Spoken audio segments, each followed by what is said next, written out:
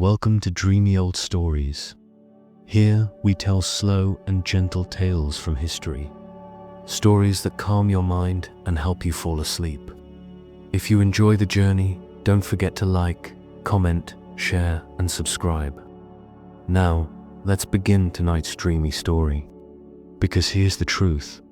Once humans figured out how to trap sand in glass, they didn't stop. They doubled down. They made clocks that sang, clocks that danced, clocks that broke constantly. And of course, royals collected them like Peckerman, the astronomical clock craze one. Of the strangest trends of the late Middle Ages and Renaissance was the astronomical clock. These weren't just clocks. They were massive contraptions that showed the positions of the sun, the moon, the planets, the zodiac, and sometimes even the apocalypse. Because why not? The Strasbourg Cathedral clock, for example, was so complicated that it required a team of mathematicians to keep it running. It had automaton figures that paraded around, a rooster that crowed, and a calendar that stretched centuries into the future. Did it tell the time accurately? Not really, but it looked impressive. And that was the point. The clock as a status symbol for kings and nobles. Owning a clock wasn't about punctuality. It was about prestige. Henry VIII of England owned elaborate watches, though he wasn't exactly known for his time management. He was more interested in timing his banquets than his policies. Catherine de' Medici reportedly gifted ornate clocks to allies, because nothing says friendship like a device that reminds you you're dying.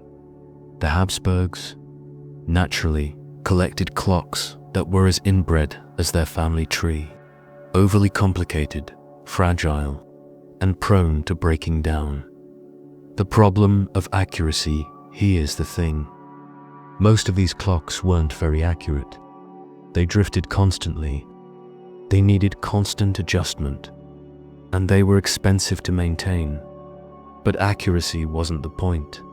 The point was to show that you were wealthy enough to own a machine that ticked, chimed, and occasionally burst into flames. Meanwhile, ordinary people were still living by the sun, the seasons, and the church bell. The eccentric inventors, of course. Every age has its eccentrics. The Renaissance was full of inventors who dreamed up bizarre timekeeping devices. Clocks powered by water, by weights, by candle wax. Clocks that rang bells, played music, or released perfume. Even clocks designed to wake you up by dropping a small rock on your head. Because apparently, subtlety was optional. Most of these inventions didn't catch on, but they reveal something important. People weren't just trying to measure time. They were trying to control it, to make it bend to their routines, their rituals, their whims. The royal obsession with routine, and nowhere was this clearer than in royal courts. Louis XIV, as we've seen, turned his daily schedule into a theater of power. Frederick the Great of Prussia supposedly timed his flute practice with an hourglass, because even music had to be militarily precise. Maria Theresa of Austria was notorious for her strict household schedule, which her children hated. Imagine being forced to live your entire childhood by the tick of a clock. It's almost tragic. The more rulers tried to control time, the more it controlled them. The hourglass hangs on through all of this. The hourglass remained quiet, simple, reliable enough. While kings showed off their astronomical clocks, sailors still flipped their glasses. While nobles collected jeweled watches, monks still timed their prayers with sand. The hourglass was never flashy, but it endured. The human need for time, and maybe that's the real story here. The hourglass, the clock, the watch, they're all just ways of coping with the same anxiety. The fear that time is slipping away. We measure it, We divide it, we decorate it, we obsess over it. But in the end, it doesn't matter how many clocks you own. The sand still falls. The bells still ring. The hours still pass. And maybe that's why the hourglass feels so timeless. Because it doesn't pretend to control time. It just shows it. Quietly, inevitably, the clockmaker's ego. One thing you notice about early clockmakers is that they weren't exactly humble. If you're going to spend years building a machine that barely works, you might as well make it enormous and stick it on a cathedral. Take the Prague astronomical clock, built in the 15th century. It's a masterpiece of engineering, art, and sheer overcomplication. It shows the time, the zodiac, the position of the sun and moon, and has little figures that dance around on the hour. It's beautiful. It's iconic. It's also been broken more often than it's worked. But that didn't matter. The point wasn't accuracy. The point was to impress. To say, look at us, we've conquered time. Even if the clock was off by half an hour. The curse of the clockmaker, there's even a legend. Probably apocryphal, but too good to ignore. That the city leaders of Prague blinded the clockmaker after he finished, so he couldn't build another masterpiece for anyone else, which is both cruel and deeply ironic. Imagine dedicating your life to measuring time, only to have your career cut short by jealous bureaucrats. Whether it's true or not, the story captures something real. Clocks weren't just machines. They were civic pride, status symbols, weapons in the endless competition between cities. The musical clock, fad by the 17th century, clocks started getting musical, because apparently ticking wasn't enough. Wealthy patrons commissioned clocks that played tunes on the hour. Some had tiny organs built in. Others had bells that chimed elaborate melodies. Did they sound good? Not really. Imagine a tinny little melody clanging out every 60 minutes. But again, it wasn't about the sound. It was about the spectacle. And of course, the more complicated the clock, the more likely it was to break. Which meant clockmakers stayed in business. Truly a win-win. The clock, as a royal gift clocks, also became popular diplomatic gifts. Kings and queens exchanged them as tokens of friendship, which is hilarious, because nothing says eternal alliance like a device that stops working after a week. But they were impressive. A jeweled clock with moving figures and chiming bells was the perfect way to show off your wealth and sophistication, even if the recipient had no idea how to fix it when it inevitably broke. The obsession with miniaturization as technology advanced. Clockmakers turned their attention to miniature. Pocket watches became the new status symbol. Tiny, portable, and often wildly inaccurate. They were less about telling time and more about showing that you were fashionable. Some were so small they could barely be read. Others were so ornate they were practically jewelry. Accuracy was secondary. The point was to have time literally in your pocket. The royal watch collections, naturally. Royals collected them in droves. Elizabeth I received elaborate watches as gifts, including one shaped like an acorn, because nothing says regal dignity like strapping a nut to your wrist. Louis XV of France had a collection of ornate watches, many of which were more gold than mechanism. Peter the Great loved Western gadgets and filled his palaces with imported watches, even if he couldn't always read them. It was less about knowing the time and more about owning it. The clock as a metaphor for the universe philosophers, of course, couldn't resist. By the Enlightenment, the clock had become the ultimate metaphor. The universe itself was described as a great clock, set in motion by God, ticking away according to natural laws. It was neat, orderly, mechanical, which is ironic because actual clocks were anything but. They drifted, they broke, they needed constant adjustment. But the metaphor stuck. The hourglass refuses to die on through all of this. The hourglass lingered, quiet, simple, reliable enough. While kings showed off their jeweled watches, sailors still flipped their glasses. While philosophers waxed lyrical about the universe as a clock, monks still timed their prayers with sand. The hourglass was never flashy, but it endured.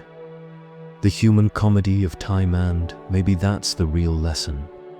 The more humans tried to control time, the more ridiculous they became. Clocks that sang, clocks that danced, clocks that broke constantly.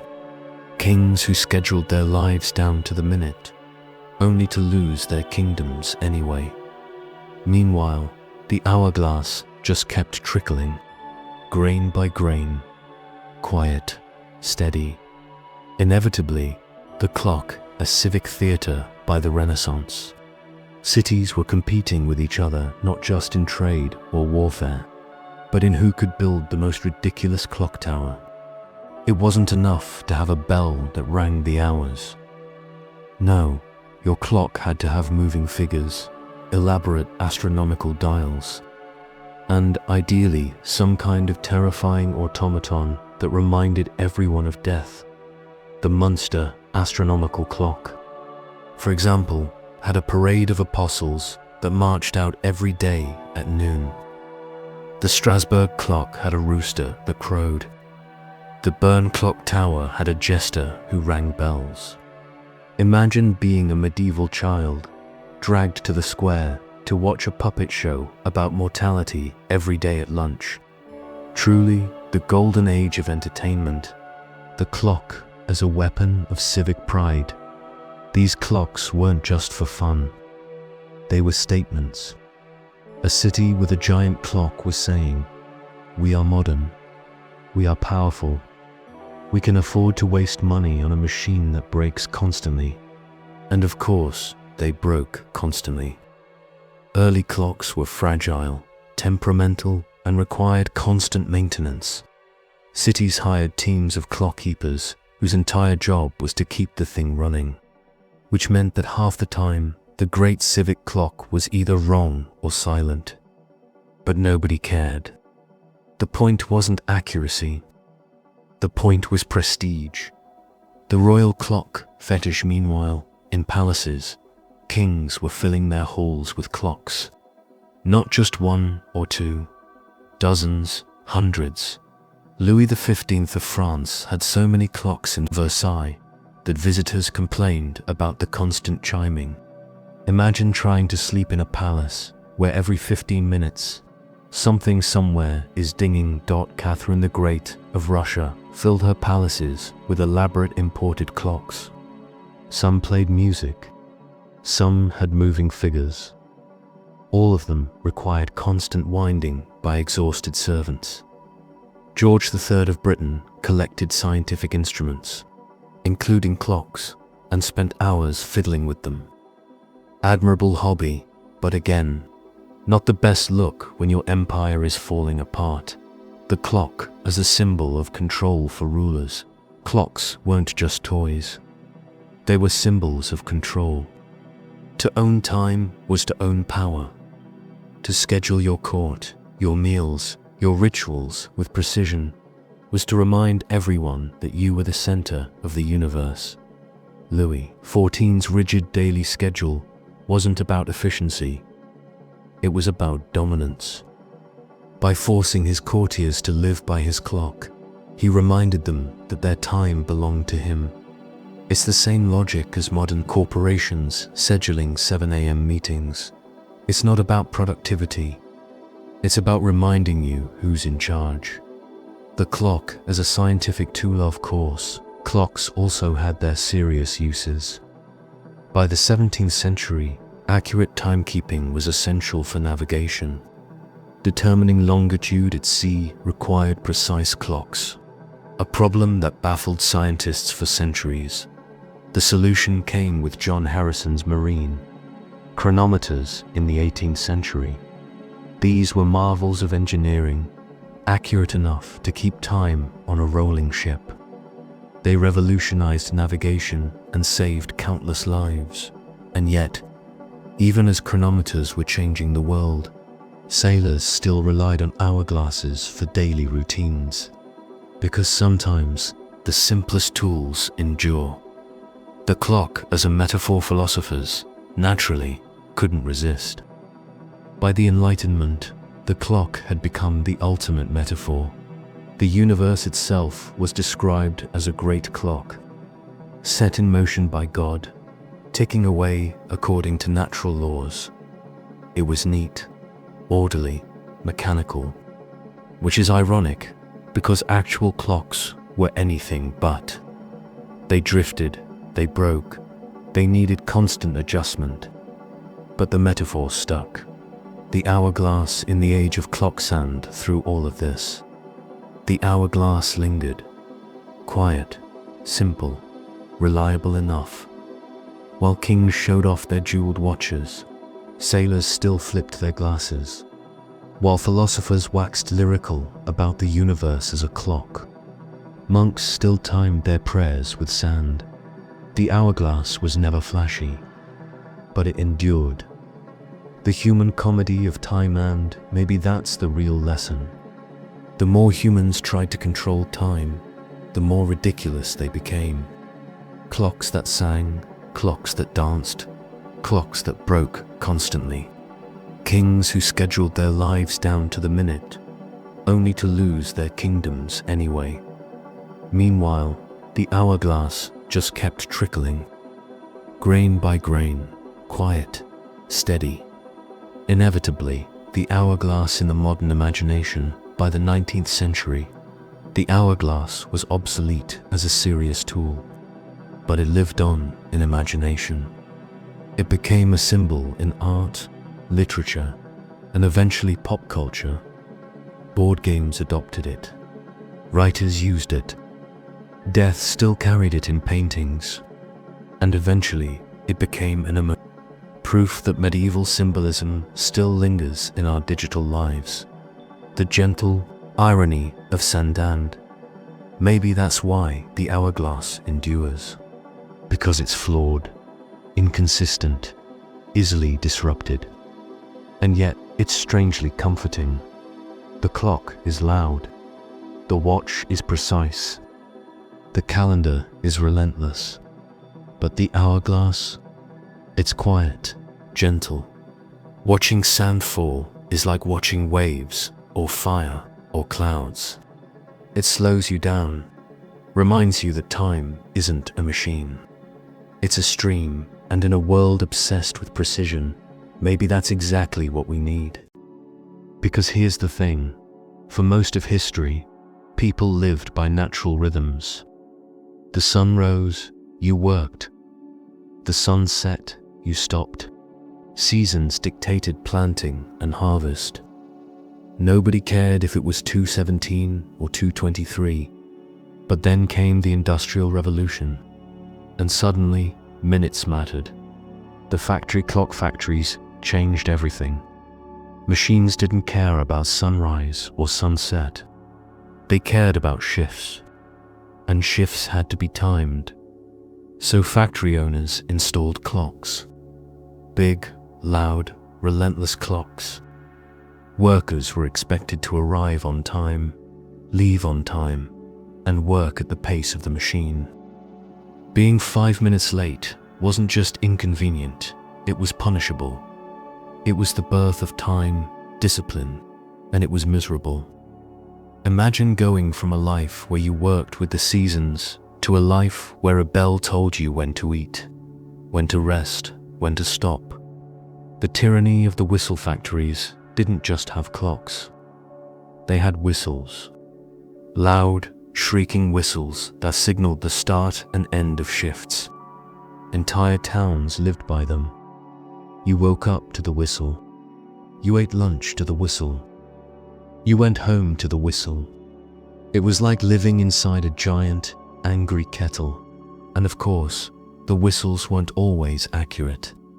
Sometimes they blew early, sometimes late. But nobody argued. The whistle was law. The railroad and standard time then came to railroads, and with them, the need for standardized time. Before trains, every town kept its own local time based on the sun. Noon in one town might be 12:07 in the next. Nobody cared, but trains needed schedules, and schedules needed uniformity. So in the 19th century, railroads pushed for standardized time zones. Suddenly, local time was abolished. Everyone had to live by the railroad clock. People hated it. They complained that railway time was unnatural, artificial, imposed, which, of course, it was. But it was also unstoppable. The pocket watch craze as time became stricter. Pocket watches became essential. No longer just a status symbol, they were tools of survival. Workers needed them to catch trains, to punch in at factories, to avoid fines. Naturally, the wealthy still turned them into jewelry.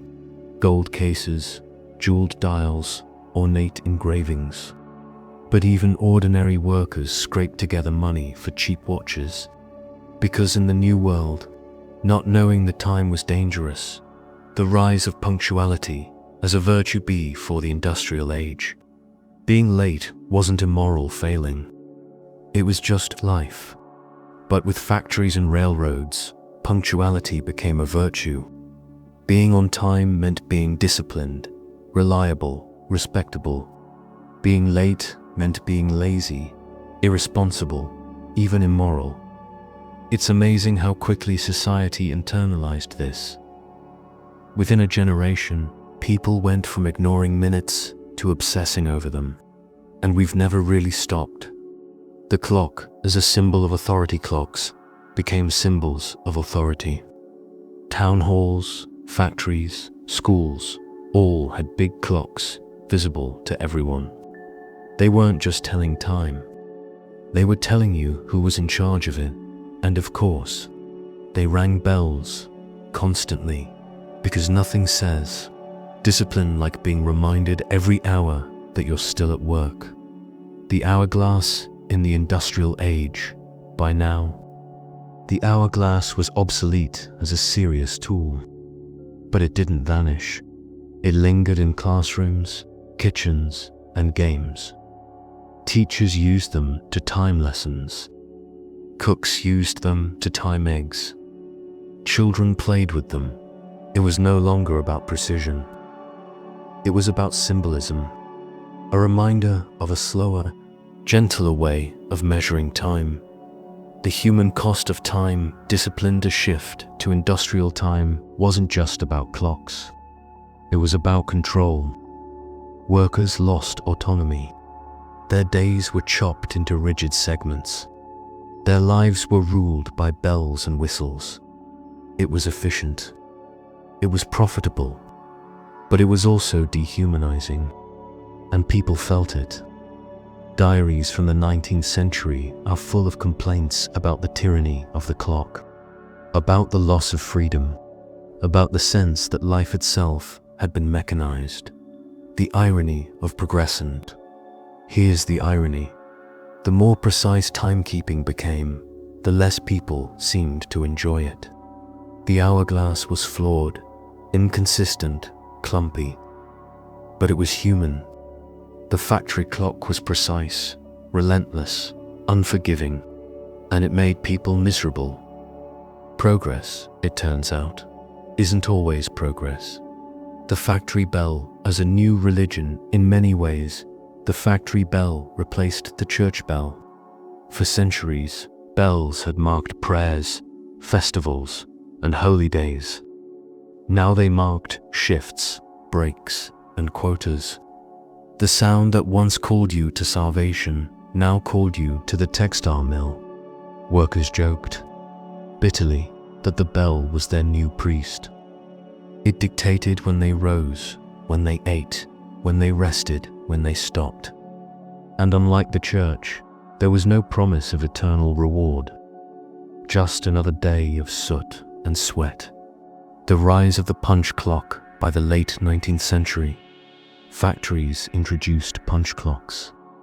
Workers had to insert a card, stamping the exact minute they arrived and left. It was the ultimate symbol of control. No excuses, no flexibility. The machine knew. And of course, the machines weren't perfect. Cards jammed, clocks drifted, workers found creative ways to cheat. But the principle was clear. Your time no longer belonged to you. It belonged to the factory. The railroad and the death of local time railroads didn't just standardize time zones. They killed local time. For centuries, every town had set its clocks by the sun. Noon was when the sun was highest. Simple, natural. But trains couldn't run on Ish. They needed precision. So in 1884, the International Meridian Conference established Greenwich Mean Time as the global standard. Suddenly, the sun was irrelevant. Time was no longer local.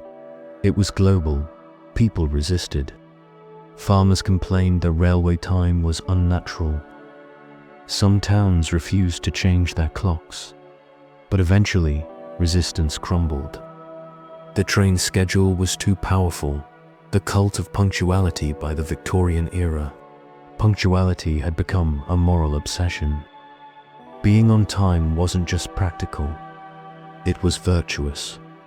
It showed discipline, respectability, self-control. Magazines lectured readers on the importance of punctuality. Employers demanded it. Schools drilled it into children. Better never than late, one Victorian proverb declared, which is a bit extreme, but very on brand. And of course, the wealthy turned it into a performance.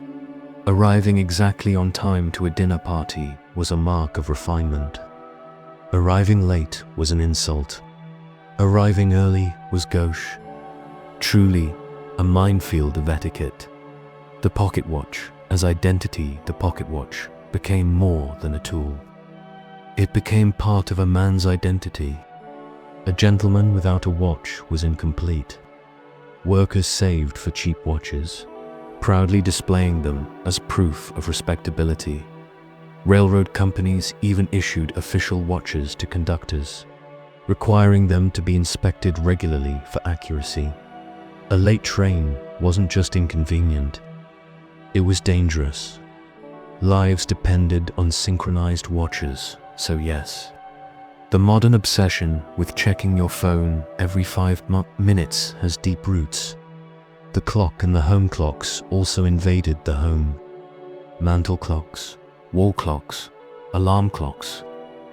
The ticking became part of daily life. Alarm clocks, in particular, were revolutionary. For the first time, people could wake themselves without relying on roosters, bells, or neighbors. Which sounds liberating until you realize it just meant you could be forced to wake up even earlier for work. The hourglass as nostalgia by now. The hourglass was obsolete, but it lingered as nostalgia. A reminder of a slower, gentler way of measuring time.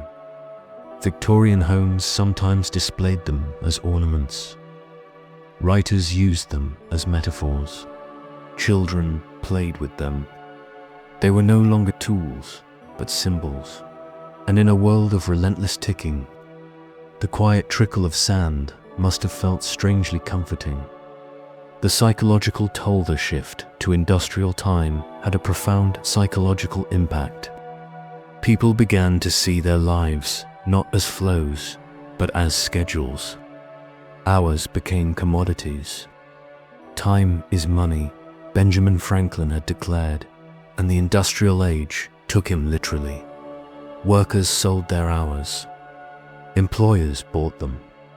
Leisure became something to be scheduled, rationed, optimized. Even sleep was timed. It was efficient. It was profitable. But it was also alienating. People felt trapped in a machine, and in many ways, they were. The irony of progressing, here's the irony. The more precise timekeeping became, the less people seemed to enjoy it. The hourglass was flawed, inconsistent, clumpy. But it was human. The factory clock was precise, relentless, unforgiving, and it made people miserable. Progress, it turns out, isn't always progress. Tonight, we're going to drift into the 20th century. The moment when time stopped being local, or even national, and became global, because here's the thing. Once trains forced us into time zones, the next step was inevitable. Airplanes, telegraphs, telephones.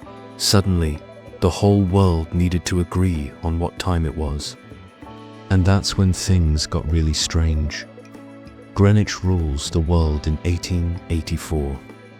The International Meridian Conference had already crowned Greenwich as the prime meridian. By the 20th century, that decision shaped everything. Greenwich Mean Time became the backbone of global coordination. It was practical. It was efficient. It was also deeply British. Imagine being told that the entire planet now revolves around a line running through London. Subtle imperial flex, the rise of standardized time zones by the early 20th century. Time zones were firmly established. Noon was no longer when the sun was overhead. It was when the government said it was. People grumbled. Farmers complained that daylight saving confused their cows. Parents complained that children had to wake up in the dark, but the system stuck. Because once you've got trains, planes, and stock markets, you can't go back to ish. Daylight saving time, humanity's worst ideas, peaking of which, daylight saving time, invented during World War I as a way to save fuel. It quickly became a global nuisance. The idea was simple. Shift the clocks forward in summer to get more daylight in the evening. The reality was chaos. People overslept. Farmers hated it. Children went to school in the dark. And every spring and autumn, millions of people forgot to change their clocks. And yet, governments kept it. Because apparently, nothing says progress like forcing everyone to be groggy twice a year. The wristwatch revolution, meanwhile, on the personal front, the wristwatch took over. Before World War I, pocket watches were the norm. Wristwatches were considered feminine, even frivolous. But soldiers in the trenches needed something practical. Pocket watches were clumsy. Wristwatches were quick. So men started wearing them. And after the war, they never stopped. By the mid-20th century, the wristwatch was universal. Soldiers, workers, businessmen, students, everyone had one. It wasn't just a tool. It was fashion, identity, a statement. The watch, as luxury of course, the wealthy turned it into a luxury. Rolex, Omega, Patek, Philippe, names that became synonymous with status. A watch wasn't just about telling time. It was about telling the world you had money. And ironically, the more expensive the watch, the less it mattered if it was accurate. Nobody buys a Rolex to catch a bus. They buy it to show they don't need to. The atomic clock, con, the scientific front. The 20th century brought the atomic clock. In 1949, the first one was built. By the 1960s, they were redefining the second itself. These clocks were so precise, they lost only a second every million years, which is impressive, but also slightly absurd. Imagine caring about a second in a million years. Humanity can barely plan for next Tuesday. But atomic clocks became essential. They powered GPS, telecommunications, the internet. Without them, modern life would collapse. So yes, your phone's map app depends on atoms vibrating in sync. The hourglass in the 20th century, and through all of this, the hourglass lingered. Not as a tool, but as a symbol. It showed up in board games, in classrooms, in art. It became a toy, a decoration, a metaphor. Nobody needed it, but people still wanted it. Because, in a world of atomic precision, the quiet trickle of sand was strangely comforting. The psychology of time in the modern age, the 20th century, also brought a new anxiety. The feeling that time was speeding up. Trains, cars, planes, telephones, radios, televisions, everything moved faster. People complained that life was more rushed, more stressful, more fragmented. Sociologists wrote about time famine. Psychologists studied time stress, and everyone agreed the clock was no longer just a tool. It was a tyrant. The irony of progress. Again, and here's the irony. The more precise timekeeping became, the less people seemed to enjoy it. The hourglass was flawed, inconsistent, clumpy, but it was human. The atomic clock was perfect, relentless, inhuman, and it made people anxious. Progress, once again, wasn't progress. The wristwatch as everyday companion by the mid-20th century. The wristwatch wasn't just a tool, it was a companion. Soldiers wore them in the trenches, pilots wore them in cockpits, workers wore them on the factory floor. A quick glance at the wrist became second nature, and of course, advertising leaned into it. Watch companies promised not just accuracy, but identity. A Rolex wasn't just a watch, it was success.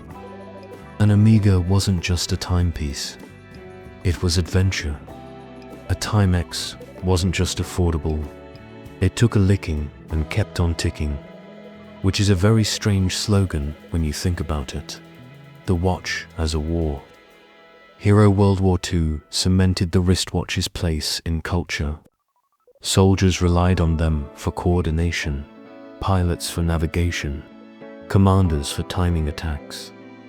After the war, veterans kept wearing them, and suddenly, wristwatches weren't just practical. They were masculine, heroic, a symbol of discipline and reliability. It's funny to think about. The same device that once seemed frivolous became a badge of toughness, all because men in muddy trenches needed to know when to charge. The quartz revolution then came, the 1970s, and with it the quartz revolution. Quartz watches, powered by tiny vibrating crystals, were cheap, accurate, and reliable. The Swiss watch industry, which had built its prestige on mechanical craftsmanship, panicked.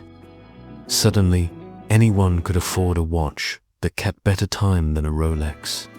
It was called the quartz crisis, which is dramatic but also accurate. Entire companies collapsed. Centuries of tradition were threatened by a little battery and a crystal, and yet the Swiss adapted. They leaned into luxury. Mechanical watches became less about accuracy and more about artistry. A Rolex wasn't competing with a Casio, it was competing with a diamond necklace. The digital watch craze, meanwhile, digital watches exploded in popularity. The first LED watches in the 1970s were futuristic marvels. You pressed a button and glowing red numbers appeared. It was like wearing science fiction on your wrist. By the 1980s, LCD watches were everywhere. Cheap, durable, and packed with features. Alarms, stopwatches, calculators. Some even had tiny video games. Children wore them to school. Businessmen wore them to the office. Joggers wore them on runs. The digital watch wasn't just a tool, it was a lifestyle. And of course, it sparked endless debates. Was digital cooler than analog? Was quartz superior to mechanical? Did it matter when all anyone really wanted was to know if they were late for lunch? The atomic age of time on the scientific front. Atomic clocks redefined precision. By the 1960s, the second itself was redefined based on the vibrations of cesium atoms. These clocks were so accurate, they lost only a second every million years, which is impressive, but also absurd. Humanity can barely plan for next Tuesday, but at least we know what time it will be in the year. 3,000,000-2025. Atomic clocks became the backbone of modern life. GPS, telecommunications, the internet, all depend on them. Without atomic time, your phone wouldn't know where you are. Your bank transfers wouldn't work, and planes wouldn't land safely. So yes, the modern world runs on atoms, vibrating in sync, which is both awe-inspiring and slightly ridiculous. Daylight saving time, the twice-yearly cursed. Then there's daylight saving time. Introduced during World War I, revived during World War II, and kept ever since. Despite universal hatred, every spring, people lose an hour of sleep. Every autumn, they gain it back. And every year, millions of people forget to change their clocks, show up late, or show up early. Studies even show the heart attacks and accidents spike after the spring change, which means daylight saving time is not just annoying, it's dangerous, and yet governments cling to it. Because, apparently, nothing says progress like making everyone groggy twice a year. The hourglass in the 20th century through all of this. The hourglass lingered, not as a tool, but as a symbol. It showed up in board games, in classrooms, in art. It became a toy, a decoration, a metaphor. Nobody needed it, but people still wanted it. Because in a world of atomic precision, the quiet trickle of sand was strangely comforting. The psychology of speed, the 20th century also brought a new anxiety. The feeling that life was speeding up. Cars, planes, telephones, radios, televisions, everything moved faster. People complained that life was more rushed, more stressful, more fragmented. Sociologists wrote about time, famine. Psychologists studied time stress, and everyone agreed the clock was no longer just a tool, it was a tyrant. The irony of progress. Again, and here's the irony. The more precise timekeeping became, the less people seemed to enjoy it. The hourglass was flawed, inconsistent, clumpy, but it was human.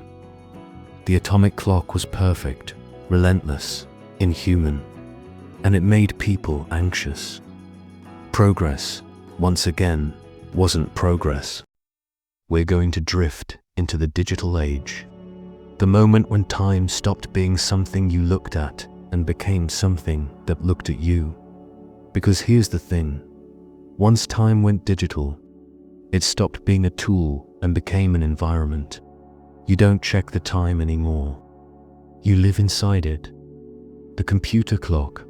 Every computer has a clock. Not just for telling you the time, but for running everything. Programs, files, networks, all depend on precise timing. And of course, computers don't use hourglasses or pendulums. They use oscillators, tiny crystals vibrating millions of times per second, which is impressive, but also a little sad. The romance of sand trickling through glass has been replaced by quartz buzzing, invisibly in a chip. But here's the irony. Despite all this precision, your computer clock still drifts. which is why the internet invented NTP, the Network Time Protocol. Every time you connect, your device quietly checks with an atomic clock somewhere and corrects itself.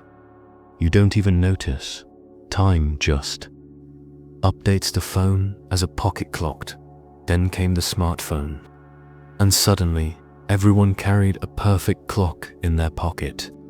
Not just accurate to the second, but synchronized with satellites, which sounds convenient. Until you realize it means you can never escape. You're always on time, always reachable, always accountable. The boss doesn't care if your train was late. Your phone says you should have been here at 9:02.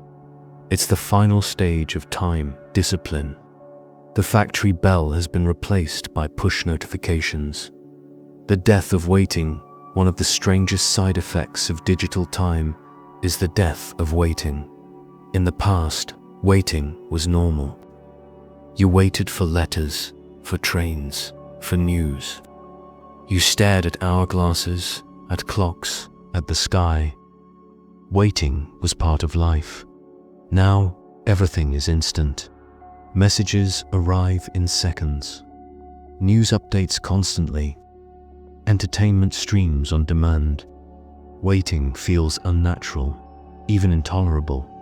And yet, psychologists say waiting is important. It teaches patience. It gives space for reflection. Without it, life feels rushed, fragmented, shallow, which might explain why everyone is exhausted. The fitness tracker and the tyranny of the second. Then came the fitness tracker. Suddenly, time wasn't just about hours and minutes. It was about steps, heartbeats, calories, sleep cycles. Your watch doesn't just tell you the time. It tells you how well you're living, how many hours you slept, how many minutes you exercised, how many seconds you were productive. It's the ultimate time discipline. Not just your workday, but your body itself is scheduled, measured, optimized. You're not just selling your hours anymore. You're selling your heartbeats. The hourglass emoji, and through all of this, the hourglass lingers. Not on desks, not on ships, but in your phone. The hourglass emoji, the little icon that says, loading, waiting, time's up. It's funny, isn't it? The same symbol that monks used to time prayers, that sailors used to cross oceans, that painters used to symbolize death, now reduced to a pixelated cartoon on your screen. And yet, it still works. You see the hourglass, and you know time is passing. The psychology of digital time, the digital age, has made time more precise than ever, but it's also made it more stressful. You're always on the clock, always connected, always aware of the minutes slipping away, and yet people crave escape. Meditation apps, yoga studios, mindfulness retreats, all promising to slow time down, to bring back the feeling of the hourglass, the quiet trickle, the gentle drift, because deep down we know the truth. The more we measure time, the less we feel it. The irony of progress, yet Agamemnon hears the irony. The hourglass was flawed, inconsistent, clumpy, but it was human. The digital clock is perfect, relentless, inhuman, and it makes us anxious. Progress, once again, isn't progress. The internet and the end of local time once the internet arrived. Local time zones became more of a nuisance than a reality. Sure, your clock still says 8 p.m., but your email inbox is full of messages from people in Tokyo, New York, and Sydney. Suddenly, you're living in 3 time zones at once. Businesses started talking about 24/7 operations, which sounds efficient, but really just means nobody ever gets to rest. The sun never sets on the internet, which is poetic but also exhausting. The tyranny of the calendar app, then came the calendar app. Once upon a time, you had a paper diary. You scribbled in appointments. You occasionally forgot them. Life went on now. Your phone pings you relentlessly. Meetings, reminders, deadlines. Your calendar doesn't just organize your life, it dictates it. And of course, it syncs across devices, which means you can't escape. Your phone, your laptop, your watch, all buzzing in unison, reminding you that you're late. It's the modern version of the factory whistle, only quieter and somehow more oppressive. Productivity apps and the commodification of minutes. 21st century brought a new obsession. Productivity.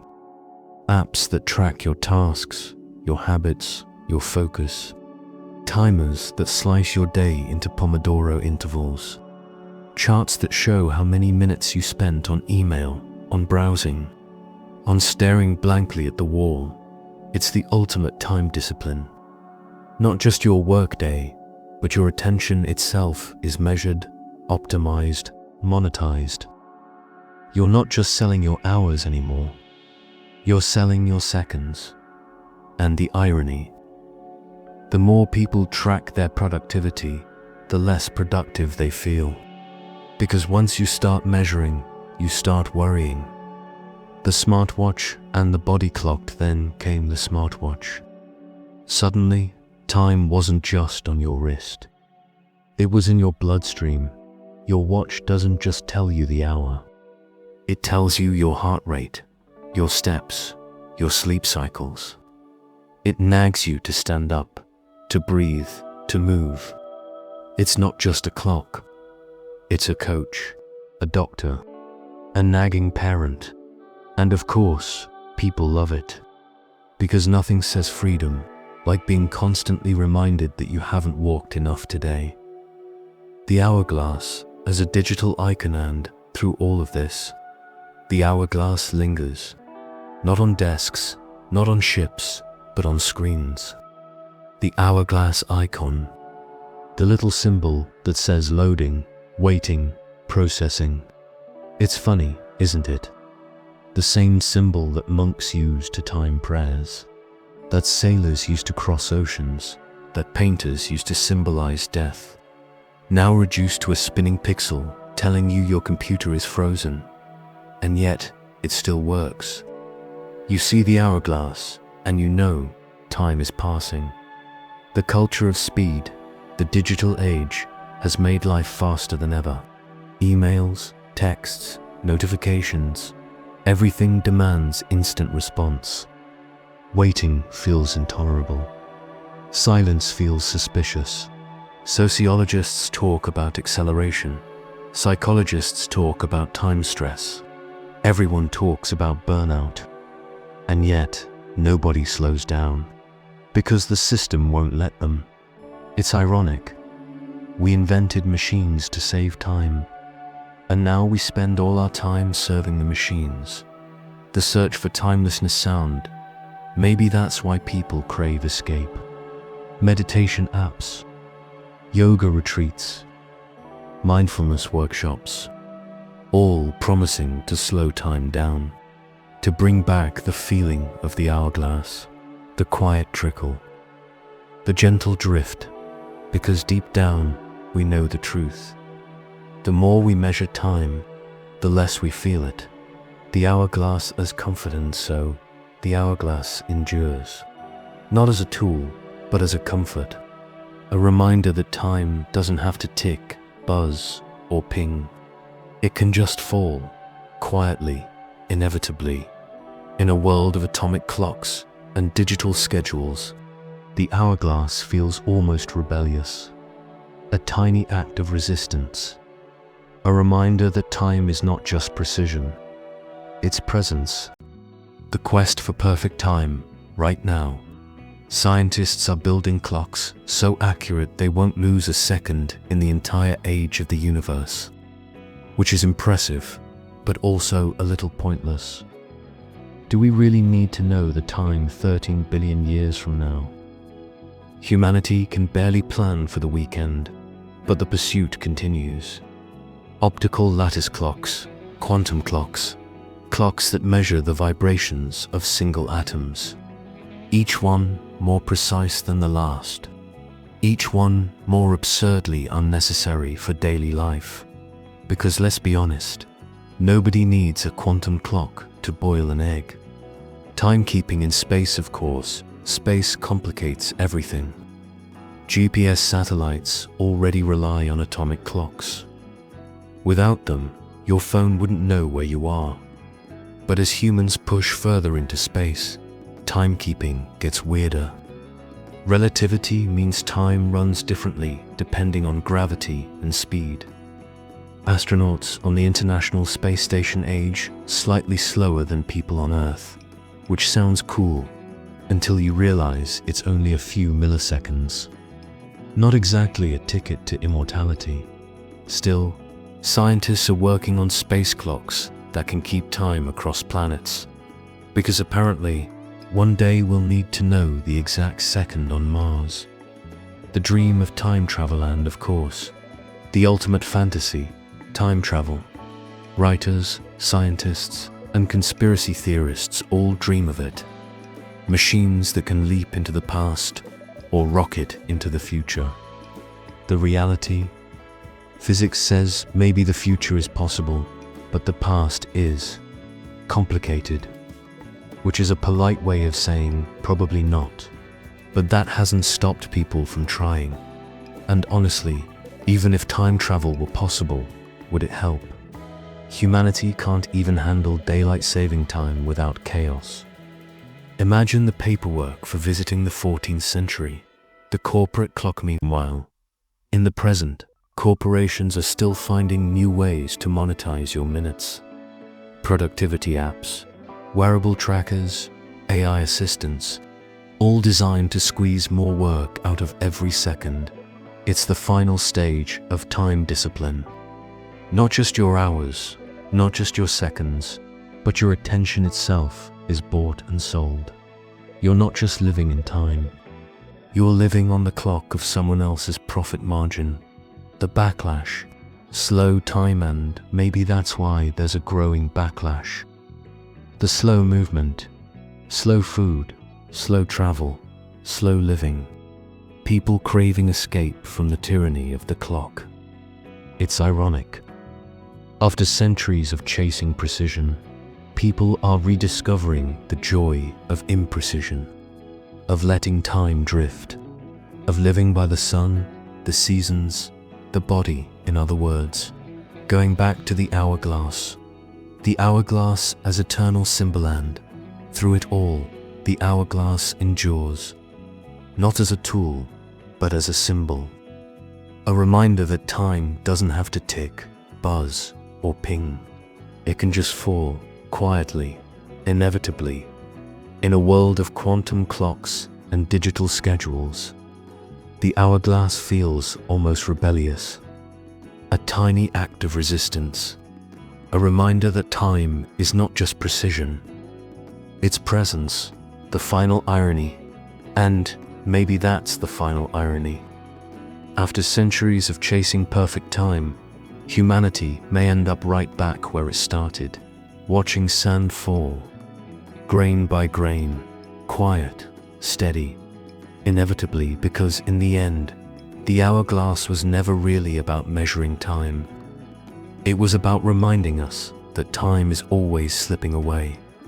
The long now, Project One of the strangest modern attempts to rethink time is the Long Now Foundation. Their idea is simple. Build a clock that will run for 10,000 years. Yes, 10,000. Because, apparently, wristwatches weren't ambitious enough. The clock is being built inside a mountain in Texas. It's designed to tick once a year, chime once a century, and have a cuckoo that pops out once every millennium, which is either inspiring or absurd, depending on your mood. The point, of course, is symbolic. to remind humanity to think long-term, to plan for centuries, not just election cycles, which is noble, but also slightly ironic, given that most people can't plan past next Tuesday. Timekeeping in space colonies, if humanity ever colonizes Mars. Timekeeping will get even stranger. A Martian day, or sol, is about 24 hours and 39 minutes, which means your watch will be wrong every single day. NASA engineers already deal with this. When working with Mars rovers, they shift their schedules to Mars time, which means their days slowly drift out of sync with Earth. Imagine going to bed at 3 a.m. one week, 6 a.m. the next noon the week after. It's like permanent jet lag. And if we ever build cities on Mars, we'll need new calendars, new clocks, maybe even new metaphors. Because running out of sand doesn't quite work when the sand is red. Biological timekeeping, meanwhile, scientists are turning inward, studying circadian rhythms, body clocks, the strange ways our biology keeps time. Your body has its own rhythms, sleep cycles, hormone cycles, even temperature cycles, and modern life constantly disrupts them. Artificial light, night shifts, jet lag, smartphones glowing at midnight. So now there's a whole industry of chronobiology, pills, lamps, apps, all promising to reset your body clock, which is ironic because for most of history, people just went to bed when it got dark. The fantasy of escaping time, of course. The ultimate dream isn't better clocks. It's escaping time altogether. Immortality, eternal youth. Uploading your mind into a computer, tech billionaires are pouring money into longevity research. Cryonics companies promise to freeze your body until science can revive you. Futurists talk about digital consciousness, living forever in the cloud. It's ambitious, it's absurd, and it's very human. Because deep down, all our clocks, all our atomic vibrations are just ways of coping with the same fear that time runs out. The return of the hourglass, and yet, through all of this, the hourglass lingers, not as a tool, but as a symbol. A reminder that time doesn't have to be atomic, digital, or quantum. It can just fall, quietly, inevitably. In fact, some designers are reinventing the hourglass for the modern age. Giant ones in public squares, tiny ones on desks, even digital hourglasses on screens. Because, apparently, even in the future, we still want to watch sand fall. The eternal irony, and maybe that's the final irony. After centuries of chasing perfect time, humanity may end up right back where it started, watching sand trickle through glass. Because, in the end, the hourglass was never really about measuring time. It was about reminding us that time is always slipping away. Grain by grain, quiet, steady. Inevitably, the future of forgetting. Time, perhaps, the real future of timekeeping, isn't more precision, but less. Not atomic clocks, but hourglasses. Not schedules, but rhythms. Not productivity apps, but presence. Because the more we measure time, the less we feel it. And maybe the only way forward is backward. To let go, to drift. To live, not by the clock, but by the moment. Time as a river, one of the oldest metaphors, is time as a river. It flows forward, carrying us along. You can't step into the same river twice, said Heraclitus, because both you and the river have changed. It's poetic, it's comforting.